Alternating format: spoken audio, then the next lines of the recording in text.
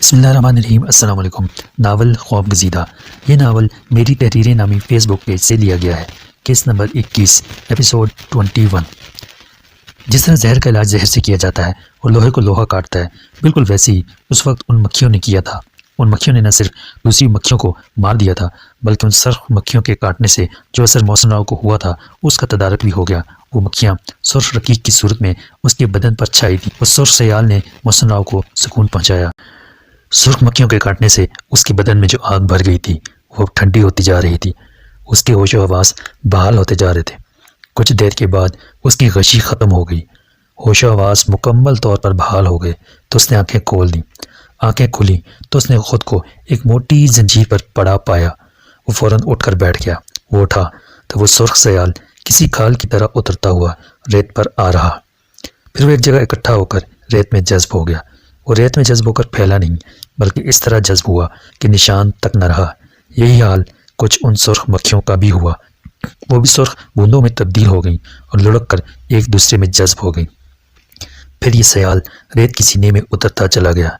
कुछ देर के बाद रेत पर किसी किस्म का निशान भी न रहा। बिकां और राकल, वो दोनों बहन भाई अपने भारी वजूद के साथ ज़मीन की कूख में उतर गए और अपने अंजाम को पहुँचे। मोहसिन राव बड़ी हैरत से उस सुर्ख सयाल को रेत में जाते हुए देखता रहा। उसकी समझ में न आ रहा था कि उसके पूरे जिस्म पर ये सुर्ख खाल नुमा क्या चीज़ थी। वो तो बेशुमार मक्खियों के काटने से बेहोश हुआ था, मगर उन मक्खियों का दूर दूर तक पता नहीं था। फिर एक बात उसने और महसूस की थी कि अब उसके जिस्म में किसी किस्म की नकाहत न रही थी। वो खुद को चाको चौबंद महसूस कर रहा था। अब उसने गर्दन घुमाकर अपने चारों तरफ जायजा लिया। तब उसकी निगाहें काले चिराग पर ठहर गईं। काला चिराग थोड़े से फासले पर खड़ा उसे हैरत भरी नज़रों से देख रहा था। काले चिराग के साथ ही एक और शख्स खड़ा था जो अपने रख रखाव से सरदार मालूम होता था। वो भी मोहसिन पर आंखें जमाए यकटक उसे देखे जा रहा था। उन दोनों के पीछे 5 मुहाफिज किस्म के लोग थे और उनके पीछे 2 ऊँटनियाँ और 5 घुड़सवार दिखाई दे रहे थे जिन पर कुछ सामान लदा हुआ था। मोहसिन राव फ़ौरन उठकर खड़ा हो गया।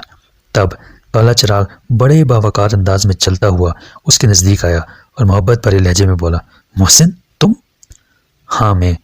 मुझे देखकर आप हैरान रह गए होंगे। मोहसिन तुम यहाँ कहाँ? मेरा मतलब है कि तुम यहाँ कैसे आए? यहाँ आसपास तुम्हारी कोई सवारी भी नज़र नहीं आ रही। सब बताता हूँ। मोहसिन राव उसे बगौर देखते हुए बोला। वो कौन है? उसने सरदार गुलाना की तरफ इशारा किया। वो मेरे आका हैं सरदार गुलाना, आओ मेरे साथ, तुम्हें उनसे मिलवाऊँ। ये कहकर काला चिराग सरदार गुलाना की तरफ बढ़ा और जब वो दोनों नज़दीक पहुँचे तो सरदार गुलाना ने पूछा, तू जानता है इसे? हाँ सरदार, बहुत अच्छी तरह। ये मेरा रकीब है। काले चिराग ने उदासी से कहा। रकीब? एक लम्हे को सरदार गुलाना कुछ न समझ सका। फिर जब समझ में आया तो वो बोला, अच्छा तो क्या ये वो शख्स है जिस पर बिकां रकीक हो गई? तो ठीक समझा सरदार, काले चिराग ने गहरी सांस लेकर कहा। बिकां आप कहाँ हैं? बिकां का नाम सुनकर मोहसिन राव परेशान हो गया था। इसे बता कि अब बिकां कहाँ है? ये इसका नाम सुनकर परेशान हो गया है। सरदार गुलाना ने मोहसिन राव की तरफ इशारा करते हुए काले चिराग को हुक्म दिया। काले चिराग ने कुछ कहने से पहले एक गहरा सांस दिया और फिर उसके चेहरे पर उदासी छा गई और वो गमज़दा लहजे में बोला, तुम्हारे लिए खुशी की खबर और मेरे लिए बुरी खबर यह है मोहसिन। इतना कहकर काला चिराग चुप हो गया। आखिर कुछ पता तो चले, हुआ क्या है? मोहसिन राव बेताब होकर बोला। वो जल्द अज जल्द उस खबर की तस्दीक करना चाहता था जो राकल ने उसे दी थी। मोहसिन, मेरी बिकां मर गई, वो रकीक हो गई, वो मुझे छोड़कर चली गई। काले चिराग पर रिक्कत तारी हो गई। ओह! मोहसिन राव का मुंह खुले का खुला रह गया। उसे अब यकीन आ गया कि वाकई ये उसके लिए बहुत बड़ी खुशखबरी थी। उस खबर को सुनकर तो उसे खुशी से कहकहा लगाना चाहिए था, लेकिन न जाने क्यों वो उतना खुश ना हो सका जितना उसे होना चाहिए था। बिकां अगर उसके लिए अजाब थी तो काले चिराग के लिए सवाब थी। वो उसकी महबूबा थी। उसके लिए उसने न जाने क्या क्या जतन किए थे। उस वक्त उसे खुश होने के बजाय काले चिराग के दुख में शरीक होना था।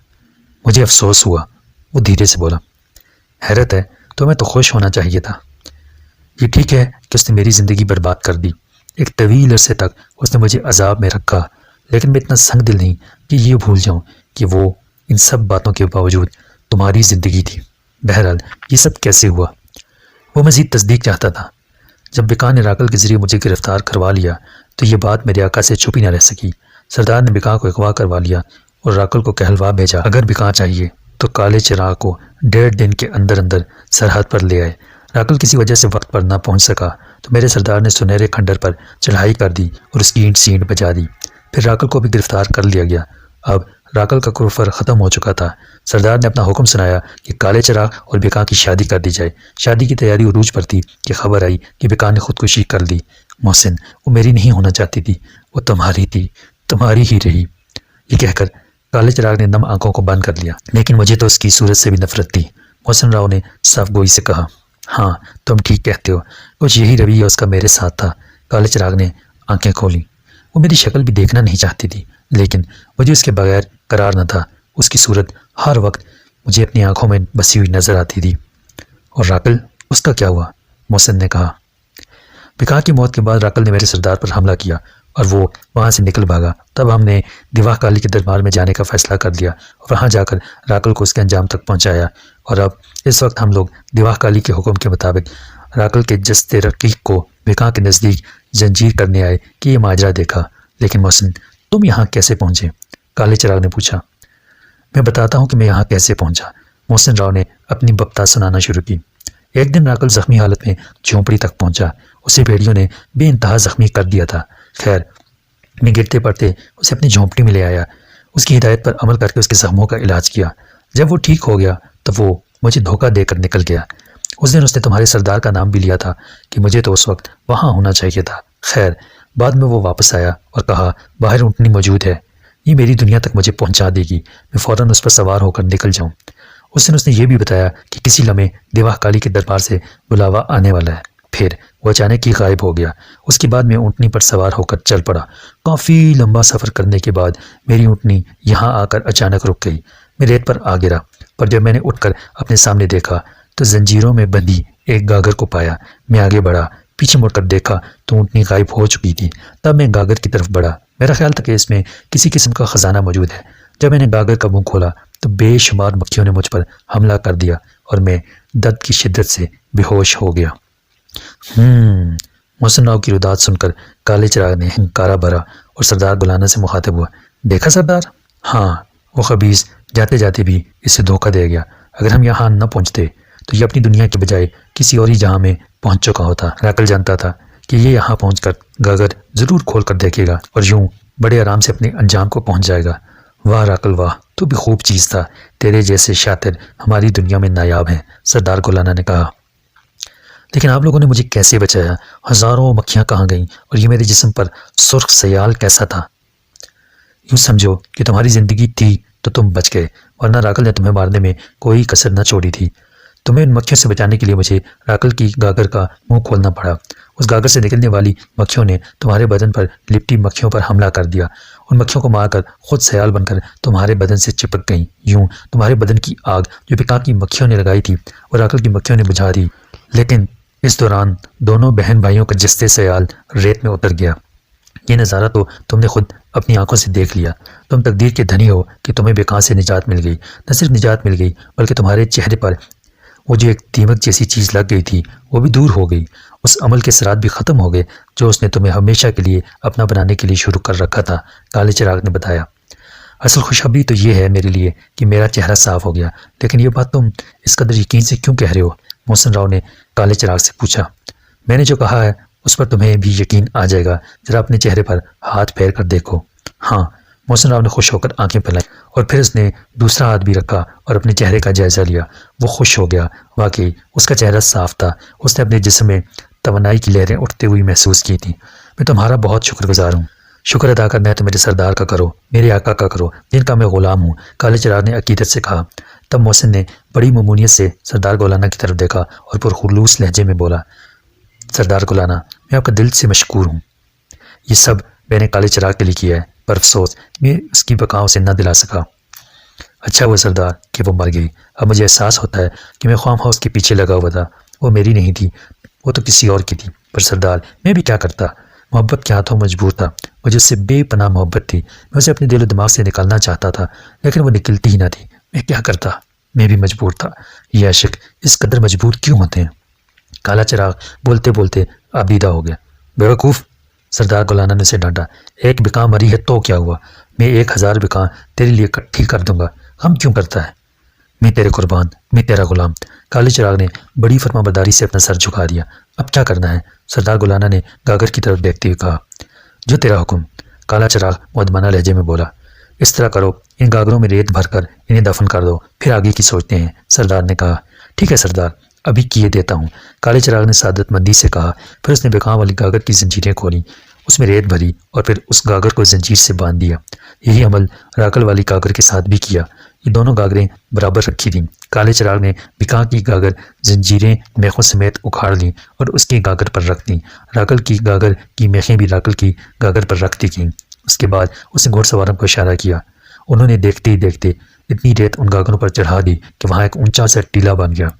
इस सारे अमल को मोहसिन राव खामोशी से खड़ा देखता रहा। गागरों की तदफीन जब मुकम्मल हुई, काला चिराग सरदार गुलाना के सामने सर झुकाकर खड़ा हो गया। अब बस्ती की तरफ कूच करो, सरदार गुलाना ने हुक्म सादर किया। और मोहसिन, काले चिराग ने पूछा।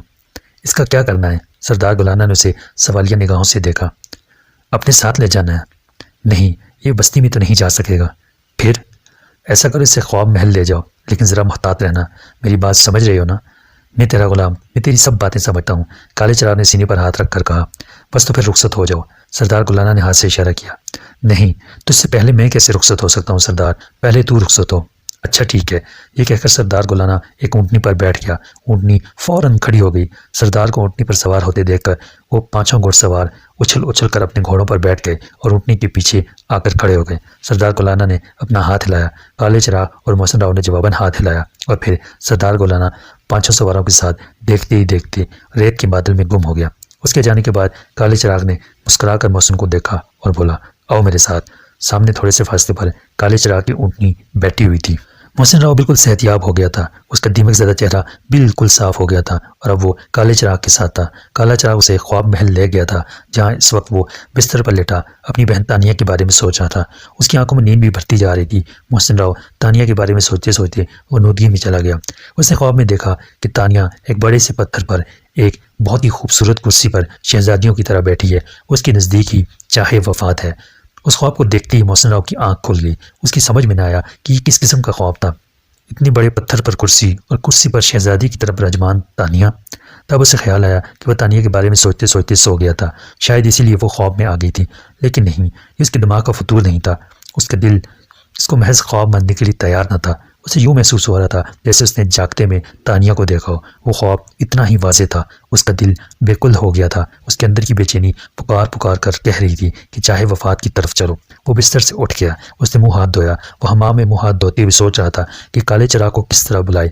वो जाते हुए हिदायत कर गया था कि वो महल के अंदर आने की कोशिश न करे। चलो कुछ देर इंतज़ार कर लेते हैं। ये सोचकर वो बाहर निकला तो हैरान रह गया। काला चिराग सामने बड़े इत्मीनान से कुर्सी पर बैठा हुआ था। मोहसिन राव को हमाम से निकलते देखकर मुस्कुराया और बोला, क्या हुआ मोहसिन, तुम कुछ जल्दी नहीं उठ गए? अच्छा वो तुम आ गए। मैं सोच रहा था कि तुम्हें कैसे बुलाया जाए। खैरियत तो है? कोई गड़बड़ हो गई? नहीं, कोई गड़बड़ नहीं हुई, बस मेरी अचानक आंख खुल गई। अच्छा, क्या भूख लगी है? नहीं, मैंने एक अजीब ख्वाब देखा है। ख्वाब?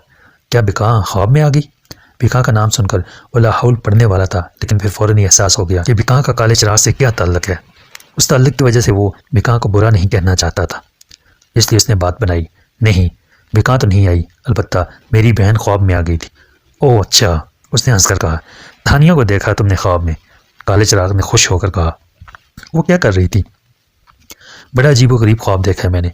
एक बड़े से पत्थर पर एक जरनगार कुर्सी पर वो शहजादियों की तरह बैठी है और उसके नज़दीक ही चाहे वफात है। बस इतना ही देखा? चाहे वफात के आसपास का इलाका वाकई पथरीला है और ये भी सही है कि उसके नज़दीक छोटे बड़े पत्थर हैं। बाज़ पत्थर छोटी चट्टानों जितने हैं। काले चिराग ने कुछ सोचते हुए कहा, एक बात बताओ, क्या तुम समझते हो कि तुमने सच्चा ख्वाब देखा है? 100%। मेरा दिल बार बार पुकार कर कह रहा है कि तानिया चाहे वफात पर मौजूद है। ठीक है, फिर हम वक्त ज़ाया नहीं करते, फ़ौरन चलते हैं। वैसे भी हम वहाँ जाने का इरादा कर रहे थे, अब तो वहाँ जाने की माकूल वजह बन गई है। अच्छा ये बताओ कि उसने कुछ कहा नहीं?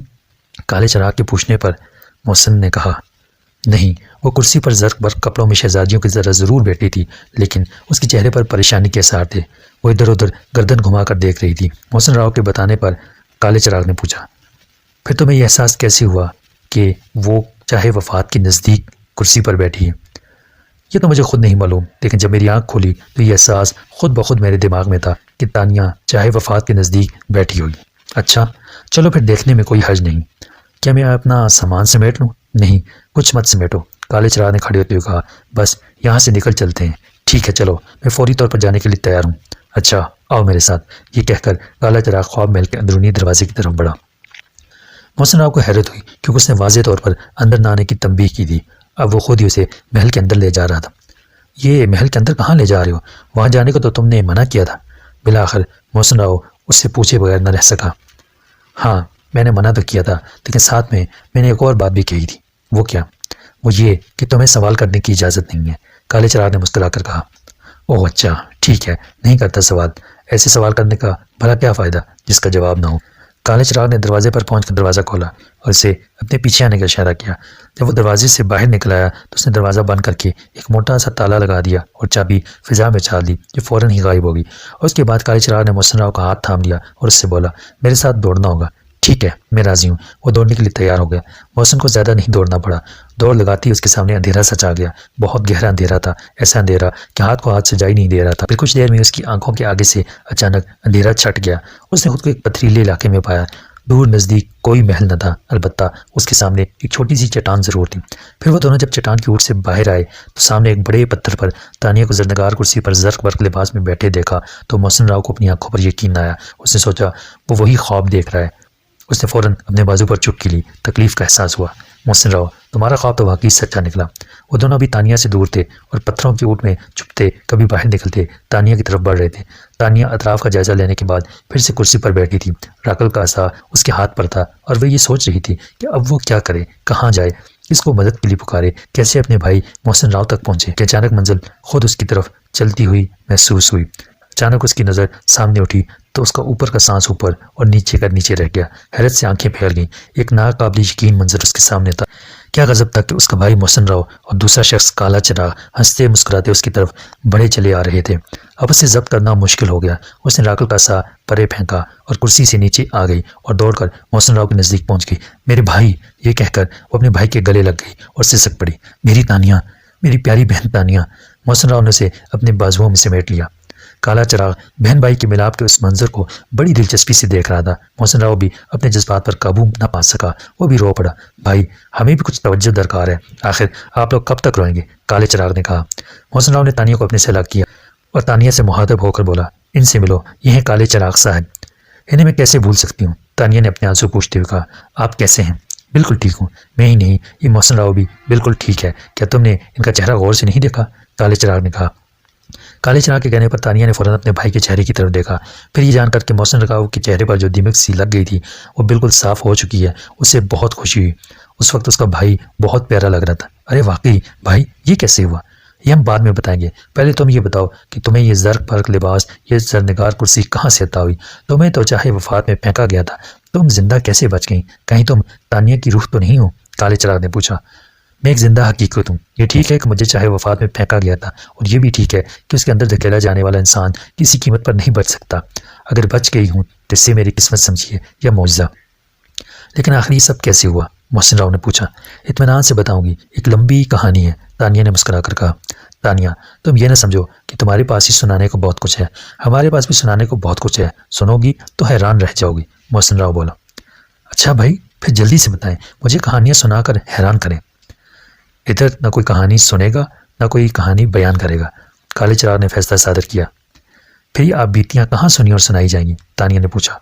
ख्वाब महल पहुंचकर, काले चिराग ने बताया। ये कहाँ है? तानिया ने पूछा। नज़दीक ही है। तुम ये बताओ कि क्या ये कुर्सी भी साथ जाएगी? काले चिराग ने दरियात किया। हाय, इतनी प्यारी कुर्सी है, जी तो यही चाहता है कि अपने साथ ही ले जाऊँ। अरे तानिया, क्या बात कर रही हो? इसे कौन उठाएगा सर पर? मोहसिन राव परेशान होकर बोला। मैं ख्वाब महल में इससे अच्छी कुर्सी तुम्हें पेश कर दूंगा, काले चिराग ने संजीदगी से कहा। अरे मैं तो ऐसी ही मजाक कर रही थी, मुझे किसी कुर्सी में क्या दिलचस्पी हो सकती है।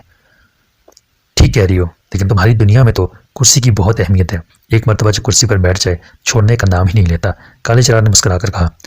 काले चिराग साहब, इस पहाड़ी इलाके में सियासी गुफ्तगू करना सख्त मना है। तानिया बरजस्ता बोली। अच्छा, काले चिराग ने एक ज़बरदस्त कहका लगाया। भाई बहुत खूब, फिर चलें? मोहसिन राव ख्वाब महल में जाने के लिए सख्त बेचैन था। हाँ बिल्कुल, काले चिराग ने आगे चलने का इशारा किया। फिर वो तीनों घूमकर उस चट्टान की ओट में आ गए जहाँ वो पहले पहुंचे थे। तुम दोनों मेरे हाथ पकड़ लो और हाथ पकड़कर अपनी आंखें बंद कर लो। काले चिराग ने अपने दोनों हाथ आगे कर दिए। तानिया ने बायां और मोहसिन राव ने दायां हाथ पकड़ लिया। फिर उन्होंने जैसी आंखें बंद की, एक झटका सा लगा। ऐसा महसूस हुआ जैसे ज़मीन शक हो गई हो और वो नीचे गिरते चले जा रहे हो। ये कैफियत चंद लम्हों से ज़्यादा नहीं रही। तब काले चिराग की आवाज़ आई, अब आंखें खोल दें। मोहसिन राव ने आंखें खोली तो उसने खुद को ख्वाब महल में पाया। तानिया के लिए जगह नहीं थी, लेकिन क्योंकि वो इससे पहले भी महल में वक्त गुजार चुकी थी, लिहाजा ये जगह उसे हैरत में डालने वाली न थी। उसने आंखें खोलकर चारों तरफ नजरें घुमाई। ओह, तो ये है ख्वाब महल। तानिया आगे बढ़कर एक कुर्सी पर बैठ गई। मोहसिन राव और काला चिराग भी कुर्सियों पर विराजमान हो गए। ये किसका महल है? तानिया ने पूछा। बस अपना ही समझे, काले चिराग ने मुस्कुराकर कहा। जब मैं अपनी दुनिया से आई थी तो आपने मुझे इस तरह के एक महल में ठहराया था जहाँ मैं रात भर डरती रही थी, पूरी रात सो नहीं सकी थी। मैं जब भी आंख बंद करती खुद को एक हाल में पाती जहाँ बेशुमार चमगादड़ें उड़ती हुई नजर आती। हाँ, वो मेरी गलती से हुआ, लेकिन यहाँ ऐसा कुछ नहीं होगा, काले चिराग ने कहा। यहाँ बाहर निकलने की पाबंदी तो नहीं? तानिया ने पूछा। नहीं, लेकिन बाग की चारदीवारी से बाहर जाने की इजाज़त नहीं और न ही इस कमरे से महल में आने की ज़रूरत है, काले चिराग ने बताया। ठीक ठीक, अब चलें, ये बातें तो तय हो गई। अब जल्दी से वहाँ से कहानी शुरू करें जहाँ से छुट्टी थी। तुम कहाँ तक के वाक़यात जानती हो? काले चिराग ने पूछा। भाई, हम तीनों इस तरह भाई की झोंपड़ी में इकट्ठे थे और बिका से निजात के रास्ते तलाश कर रहे थे कि बिका अचानक नाजिल हो गई। पहले तो उसने आपको जंजीरों में जकड़ा और कुछ घुड़सवार आपको ले गए। उसके बाद मुझे बिका अपने साथ ले गई। इस तरह हम तीनों जुदा हो गए। मुझे राकल के लोगों ने गिरफ्तार कर लिया था, काले चिराग ने कहा।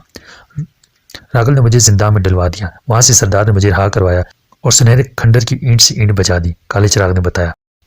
बिका मुझे भी राकल के पास ले गई थी। अब तानिया अपनी बात सुनाने लगी।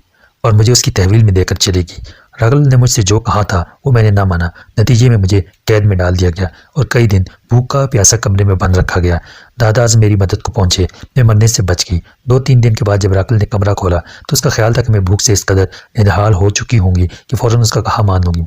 उसके बरक्स जब उसने मुझे हशाश बशाश देखा तो वह हैरान रह गया। तब पता चला कि बेकां को सरदार गुलाना ने अगवा करा लिया और उसके बदले उसने काले चिराग साहब को मांगा है। राकल मेरे बारे में फैसला कर चुका था कि मुझे मौत से हमकनार कर देगा, इसलिए वो मुझे फ़रेब देकर सुनहरे खंडर से निकाल लाया और मुझे चाहे वफात में फेंकवा दिया। तानिया ने अपनी अब बीती बयान करते हुए कहा। लेकिन तानिया, मैं हैरान हूँ कि तुम बच कैसे गई, काले चिराग ने कहा। बस ऊपर वाले ने बचा लिया, तानिया ने तशक्कुरामेज़ लहजे में कहा। जब मैं कुएं में गिरी थी तो मैंने ज़ोर ज़ोर से चीखना शुरू कर दिया। मेरे चीखने की वजह से कुएं की मखलूक जाग उठी। उस कुएं की मखलूक ने मुझे अपने सरदार की बस्ती में पहुंचा दिया। वहाँ एक अजीब व गरीब मखलूक आबाद थी जिनके कद बहुत छोटे थे। पहले उन्होंने कुछ अच्छा सलूक नहीं किया, मुझे कैद कर दिया। बस्ती के सरदार का बेटा राशमून अच्छा इंसान था। उसने अपने बाप से बगावत करके मुझे आज़ाद कराया और मुझसे शहजादियों का सा सलूक किया। कुछ दिन के बाद मेरे बेहद इसरार पर मुझे चाहे वफात से उठाकर बाहर छोड़ गए। ये कहकर तानिया ने उस बस्ती में जो उस पर बीती थी वो पूरी तफसील उन दोनों को सुना दी, मगर वो बात छुपा ली जो कभी छुपाई नहीं छुपती, यानी राशमून उसकी निगाहों में बस गया था। दरअसल राशमून ही तो था जिसकी वजह से तानिया बच गई। एक इंसानी मखलूक का कुएं में गिरना, फिर तानिया की साफ गोई उसे बहुत पसंद आई थी। उसी की ख्वाहिश पर वो उसे छोड़ गए थे। उसने राशमून का जिक्र तो किया था, लेकिन यह ना बताया कि वो उस पर मर मिटा था और वो भी राशमून के इश्क में मुब्तला हो गई थी। तानिया की रुदात ख़त्म हुई तो काले चिराग ने अपना किस्सा छेड़ दिया।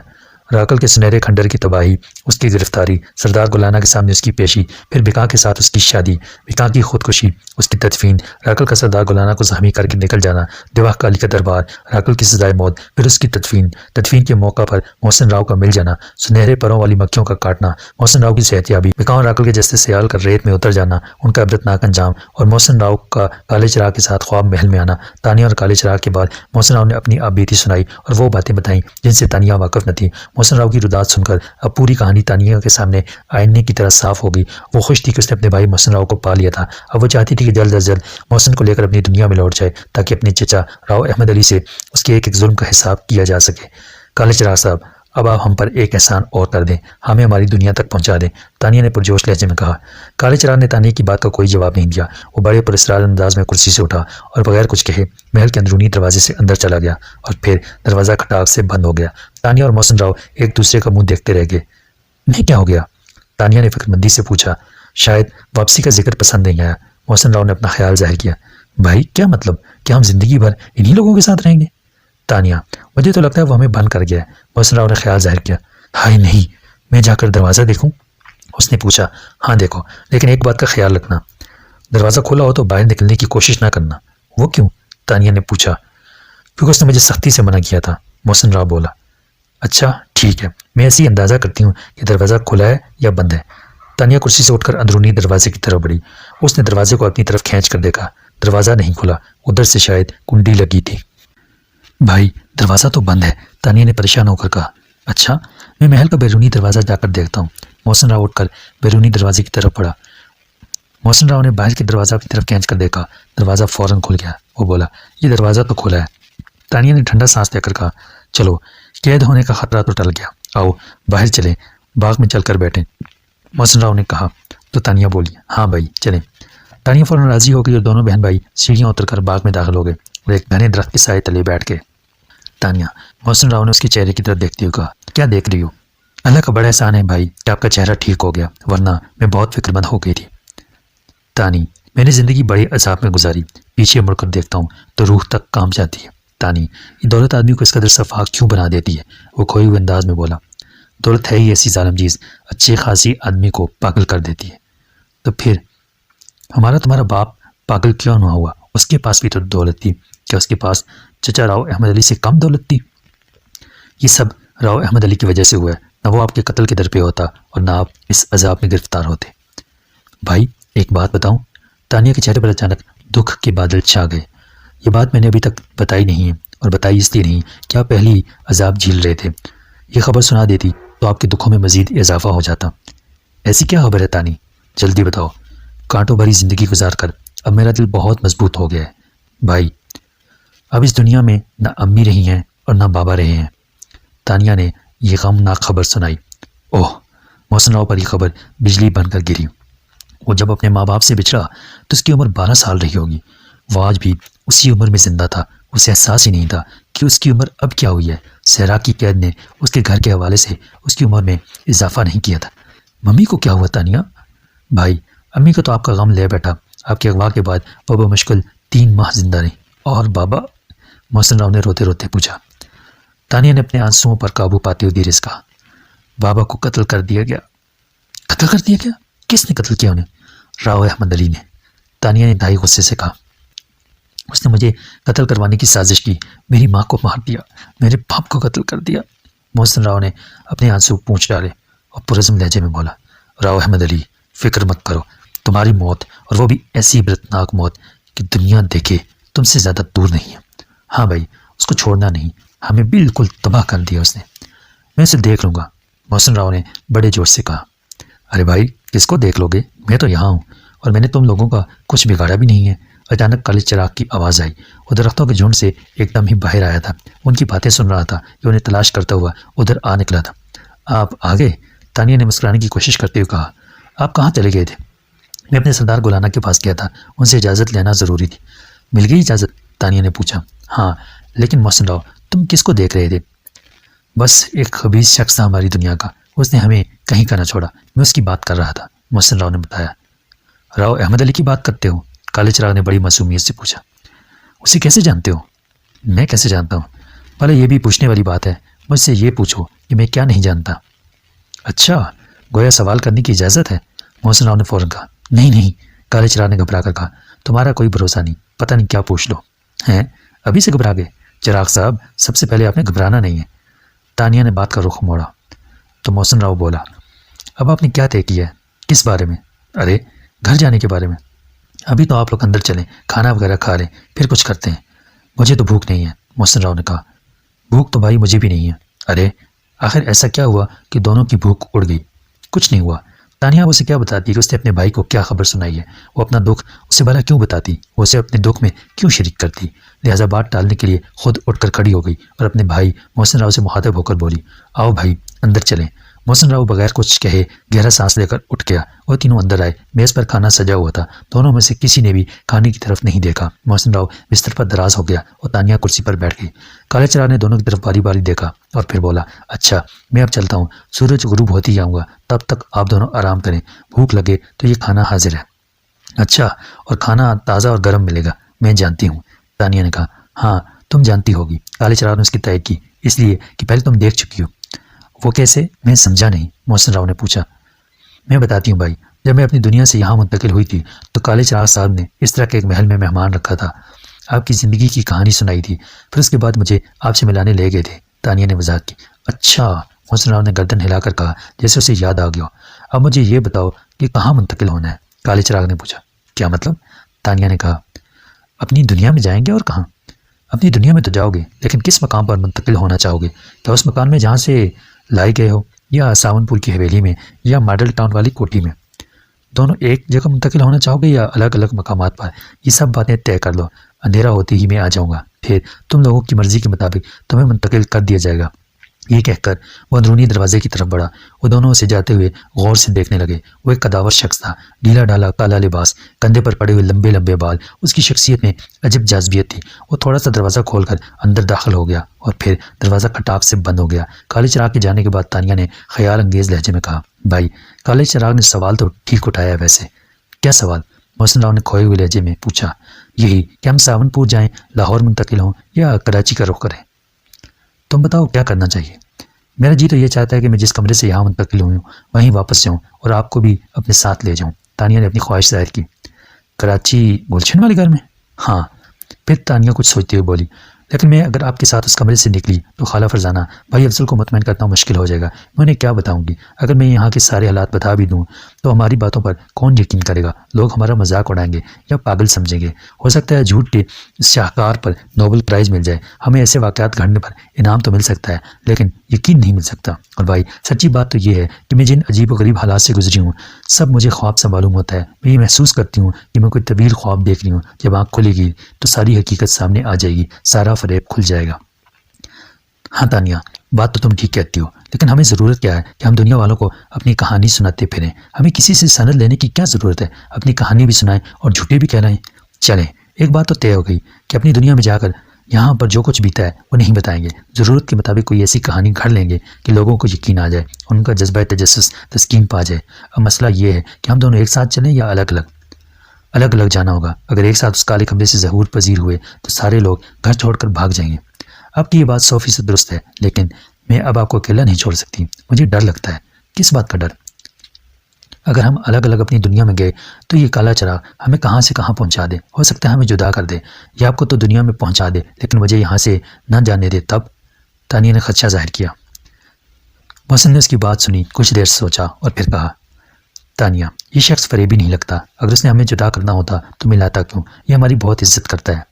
हाँ भाई, इतना तो मैं भी जानती हूँ कि ये राकल की तरह नहीं है। इस पर एतमाद किया जा सकता है। इसने कोई ऐसी बात नहीं की है जिससे इसकी नीयत पर शुबा किया जा सके, जबकि मैं इसके साथ तन्हा भी रही हूँ।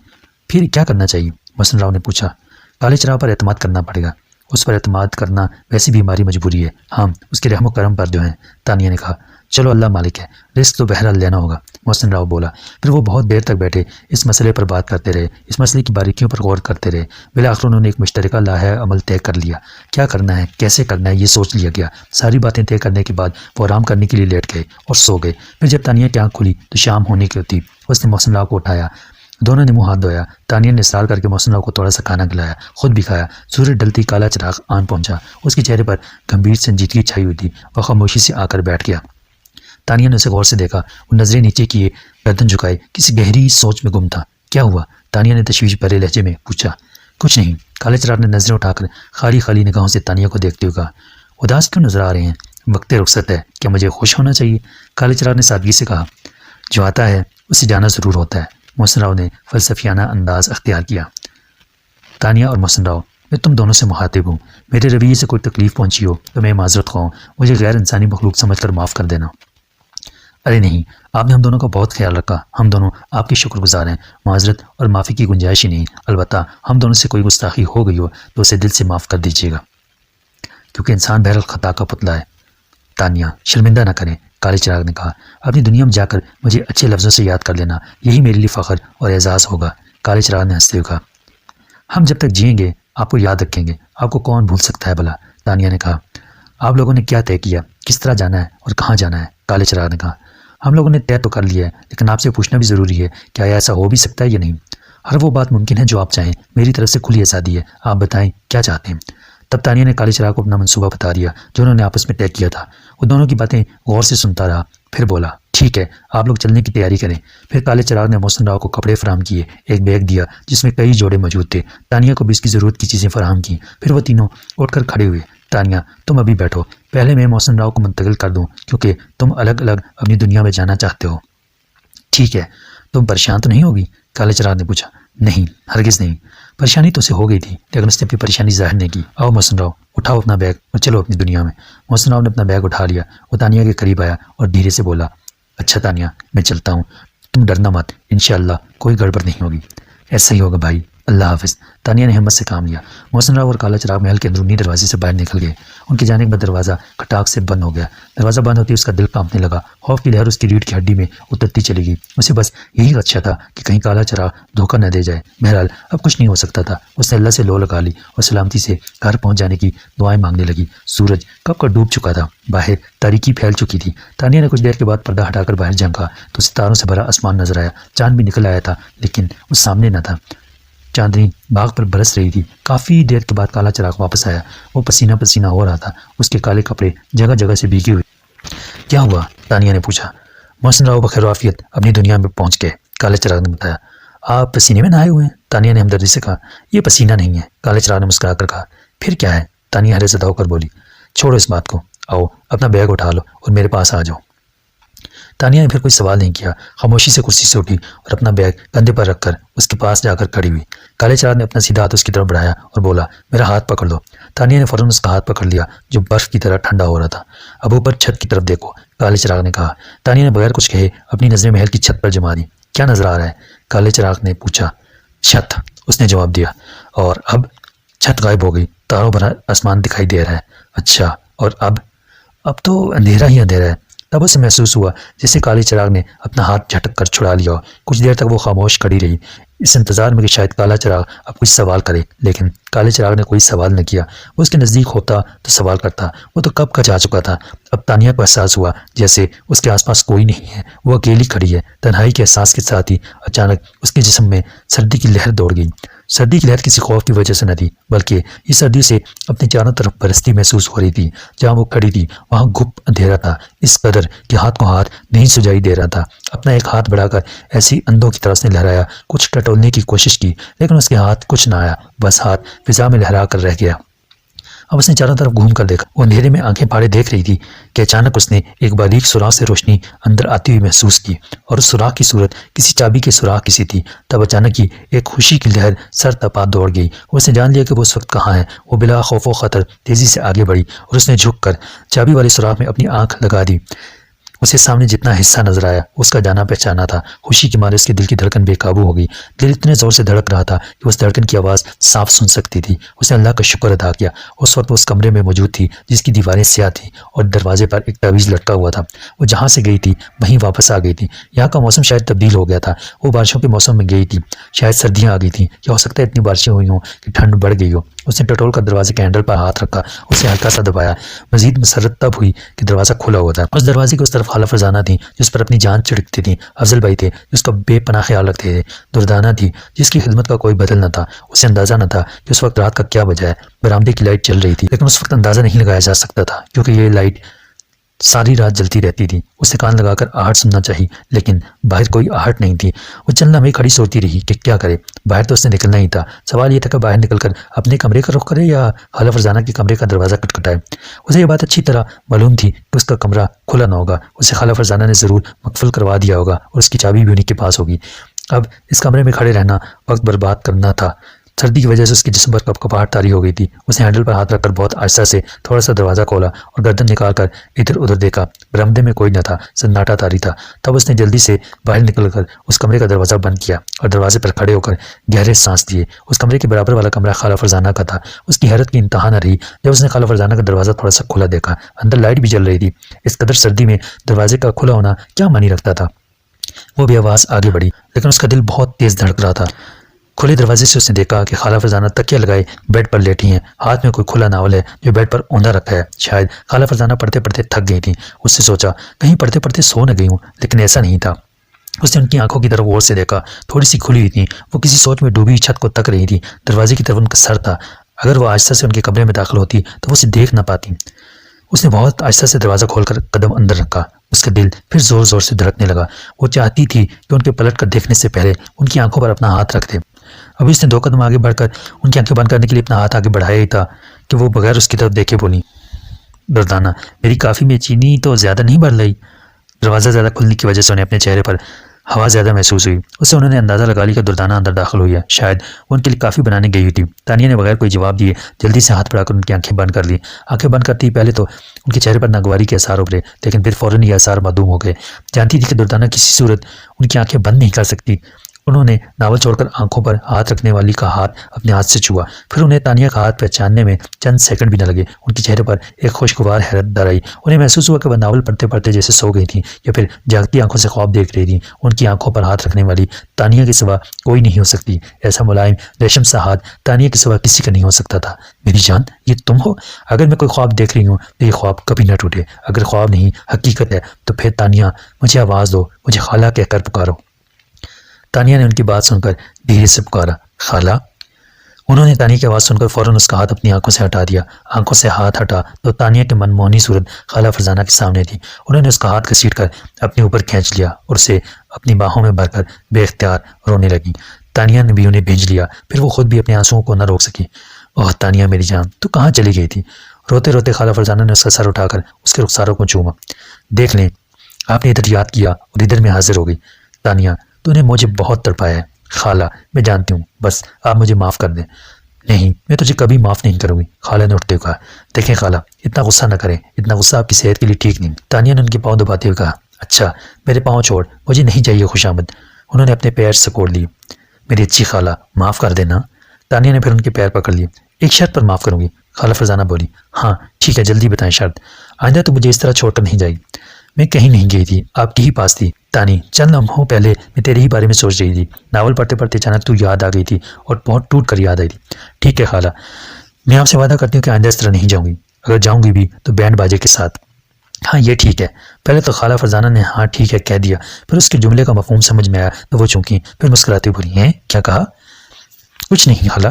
तानिया ने फ़ौरन मासूम बनकर कहा, यूँ जैसे उसने कुछ कहा ही ना। हाँ, इस तरह जाओगी तो मैं तुम्हें 100 बार भेजने के लिए तैयार हूँ। खाला फरजाना अपनी रोह में कहे, कुछ खुदा का खौफ करे खाला, ऐसा जुल्म तो ना करे मुझ पर। क्यों, मैंने क्या कहा? खाला फरजाना ने उसे सवालिया नज़रों से देखा। बड़े आराम से मेरी 100 शादियाँ करा दी। तानिया ने उन्हें अपनी चमकती आंखों से देखा। अल्लाह। खाला फरजाना ने फ़ौरन अपना सर पीट लिया। उन्हें अपने जुमले का मतलब अब समझ में आया था। तानिया ने साइड टेबल पर रखी घड़ी पर नज़र डाली। उस वक्त रात के 11 बजे थे। खाला, इस कदर सर्दी में आपने कमरे का दरवाज़ा क्यों खुला छोड़ रखा था? भाई वो दुर्दाना मेरे पास ही थी। शाम से मेरे सर में दर्द हो रहा था तो वो मेरे पास बैठी सर दुबा रही थी।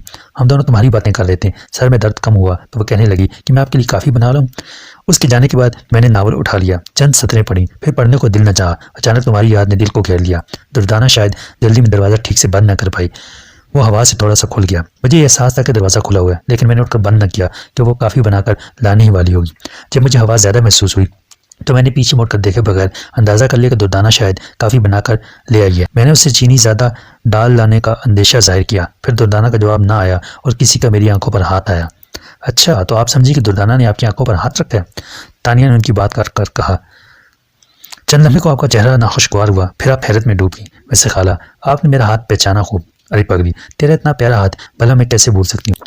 खाला फरजाना ने उसे प्यार से देखते हुए कहा। दुर्दाना अभी तक आई नहीं? तानिया ने पूछा। आने वाली होगी, काफ़ी फेंट रही होगी। मैं छुप जाऊँ, मज़ा आएगा, तानिया शरारत से बोली। यूँ करो, मेरे लिहाफ में दुबक जाओ। खाला फरजाना भी आग मचोली के मूड में आ गई। नहीं खाला, अगर मैं अचानक उसके सामने लिहाफे से निकली तो वो डर जाएगी, चीख मारकर बेहोश हो जाएगी। हाँ ये बात तो तुम ठीक कह रही हो, लेकिन तानिया अब मुझे ख्याल आया कि तुम आई किधर से हो? उन्होंने पूछा। आपके बराबर वाले कमरे से। तानिया ने सादगी से बताया। तवीज़ वाले कमरे से? खाला फरजाना हैरत से रह गई। जी खाला। और तुम गई भी वहीं से थी? खाला फरजाना ने पूछा। हाँ खाला, अब दुर्दाना आने वाली होगी, बाकी बातें बाद में होगी। मैं फ़िलहाल वॉशरूम में जाती हूँ, मुझे सर्दी लग रही है। मैं आपकी शाल ओढ़ लेती हूँ। वो काफ़ी लेकर आ जाए तो उसे सोने की हिदायत करके दरवाज़ा बंद कर लीजिएगा, फिर मैं बाहर आ जाऊँगी। ठीक है? तानिया ने खाला को समझाया। अगली किस्त के वाक़यात में आप जान सकेंगे खाला फरजाना के सामने खामोश वापसी। तानिया घर तो लौट आती है मगर सच छुपाने के लिए खामोशी और होशियारी से काम लेती है। मोहसिन राव की खबर और मंसूबे की कामयाबी। अंकल आमिर के फ़ोन से तस्दीक हो जाती है कि मोहसिन राव बखैरियत वापस पहुंच चुका है। जिन या हकीकत, शक और सवाल की फ़िज़ा। खाला फरजाना तानिया की पुरस्कार गुमशुदगी पर शकूक का इजहार करती हैं मगर सच नाकाबिल यकीन है। दरवाजे पर घंटी और ड्रामाई एंट्री। दीवार फलांकर तानिया की बाकायदा वापसी। दुर्दाना की आंखों में खुशी और खौफ एक साथ। इस ज़बरदस्त एपिसोड के लिए अभी चैनल को सब्सक्राइब करें और कमेंट में ज़रूर बताएं कि आप कहां से, किस इलाके से हमारी वीडियो देख रहे हैं। मिलते हैं अगली वीडियो के साथ। दुआ में रखें याद। खुश रहें, जवान रहें। अल्लाह हाफिज़।